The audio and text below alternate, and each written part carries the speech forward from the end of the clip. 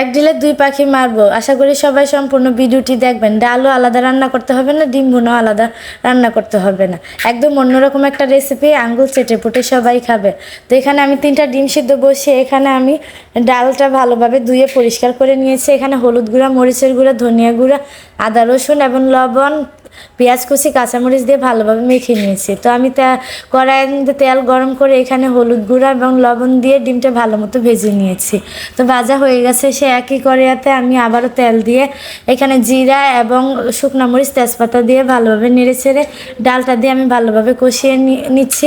কষানো হয়ে গেলে এখানে পরিমাণ মতো পানি দিয়ে দিলাম। পানিটা যখন ফুটে উঠেছে তখন আমি এখানে দিয়ে দিলাম ফ্রোজেন টমেটো। তো দেখেন আমি ভালোভাবে নেড়ে ছেড়ে গালিয়ে নিয়েছি। এখন আমি দিয়ে দিলাম এখানে আগে থাকা ভাজা ডিম এবং কি গরম মশলা, সাথে আরেকটু লবণ দিয়েছি চেক করে, আর দিয়ে দিলাম ধনিয়া পাতা। তো দেখুন আমার রান্নাটা কমপ্লিট হয়ে গেছে। তো উপরে সুন্দর একটা তেল তেল ভাব আনার জন্য আমি তেলটা ভালোভাবে গরম করে একটু ঠান্ডা করে এখানে আমি মরিচের গুঁড়া দিয়ে দিলাম। এতে করে দেখেন উপরে লাল লাল তেল তেল বেশি উঠেছে, এটার জন্য দিয়েছি। এটা হোটেলে এরকম করে দিয়ে থাকে। তো এই যে দেখুন খুব সুন্দর হয়েছে, খেতেও কিন্তু খুব ভালো হয়েছে। আশা করি সবাই একবার হলো বানিয়ে খাবেন।